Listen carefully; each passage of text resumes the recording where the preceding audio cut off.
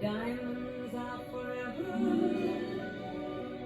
They are all I need to please me.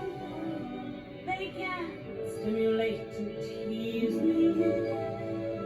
They won't leave in the night. I've no fear that they might desert me.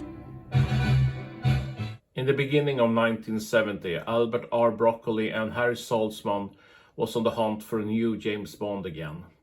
They looked at a lot of well-known actors this time.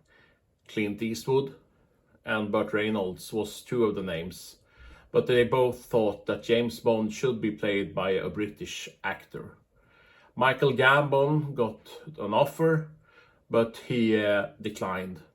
Roger Moore once again got an offer, but he had just signed on for a new TV series with Tony Curtis called The Persuaders. The role finally went to John Gavin, a well-known actor at this time. But since the last James Bond film didn't get the best reviews, they thought that they should try to ask Connery to come back, and that money was not an object. Connery asked for $1.25 million and the backing for 2 films of his choice.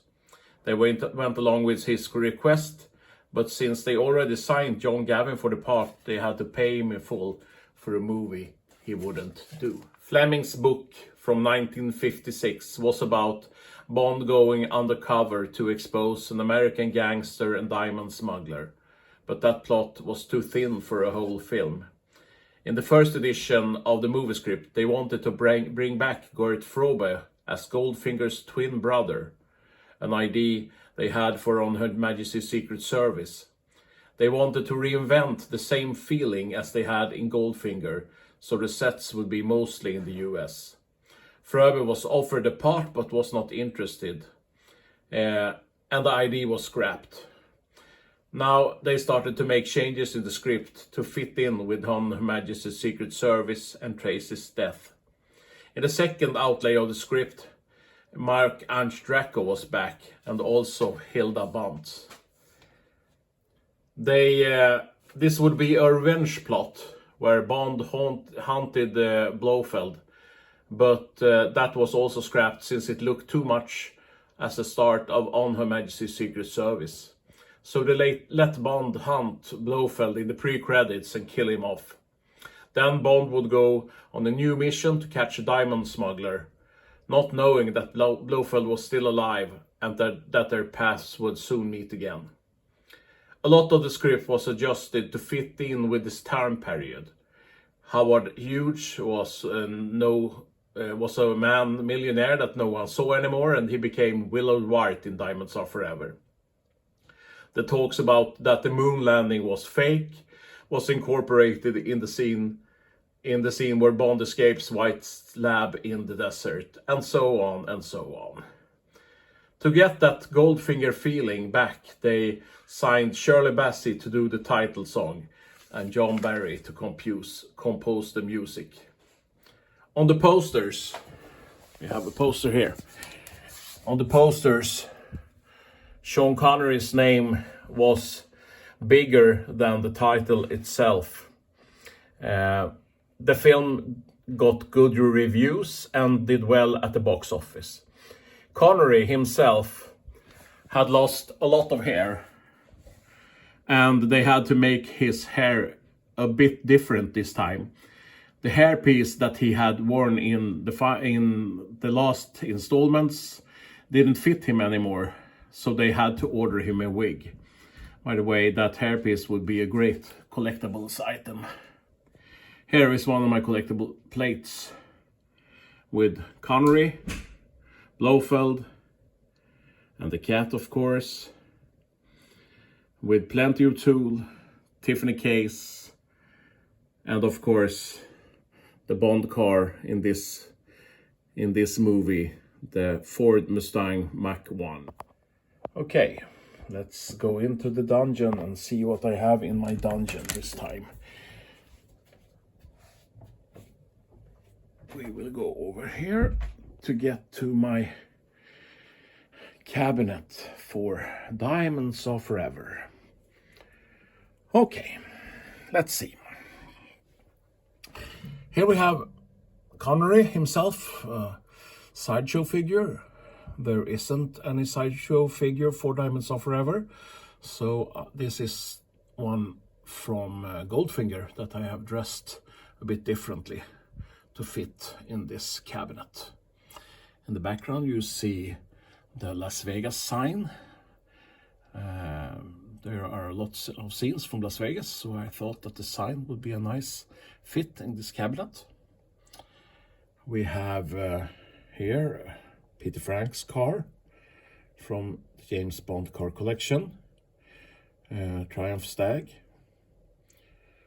And here's an interesting thing. In product placement, this was one of the first product placements in the James Bond movies, World Greatest Marches. This cassette sold in millions the year that Diamonds Are Forever premiered, and it wouldn't have sold so much if it wasn't in the movie. This is a cassette that Blofeld uses to control the satellite in the movie. Okay. And of course, the Bond car, Mustang Mach 1, the red one. And I have tilted mine so it goes up on two wheels like in the movie. I have a big lighter. And I have the Playboy card that Bond puts on Frank. So Tiffany Case would think that he's Frank and that Frank's is Bond, and that Frank's now have killed Bond. This is Felix Leiter's ID card, and I have a scorpion here. Scorpions are frequent in this movie, and if you look here, we have Bruce Glover as Mr. Wint. His handwriting is terrible, by the way, and he's holding a scorpion like this one. Okay, let's go down to the next level. I will start here in the back. Here is some real film, 35 millimeters film from the original movie. And we have here a picture of Circus Hotel Casino, and the scene where Tiffany Case wins the water balloons.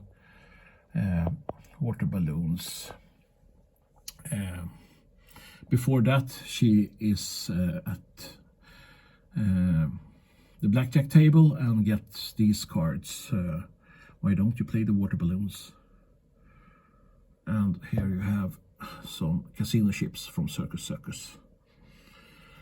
Okay, I have a lot of diamonds here, as you can see. Okay, here is the Diamonds Are Forever magnet, Q magnet, that Q uses to win the slot machines. Here I have a copy of an oil rig, and of course the sign. Willow White says, Bond says something about Baja, and Willow White says, Baja? I have nothing in Baja. And they find this, that is the Blofeld's lair, if you would so like. Here we have the slumber car, or the Hearst from Diamonds Are Forever. We have a coffin there also, and I have an envelope here from Slumber Inc. Bond gets an envelope with $50,000 in it, and I have some money there sticking out also. This is a copy of that envelope. Here I have some interesting things. The Spectre henchman crew, painted as they look exactly like they look in the movie on the oil rig. My wife has painted these. If you look closely, I think this one has a mustache even. The flash on the helmet and everything. These are nice. I got 6 of them. Okay, on the next level we have Shady Tree and his acorns from the Lincoln launch. The poster that Bond walks by in the movie. We also have Willard White's business card. And in here we have Professor Met's ID card. And of course Josef Forst as Metz and his autograph.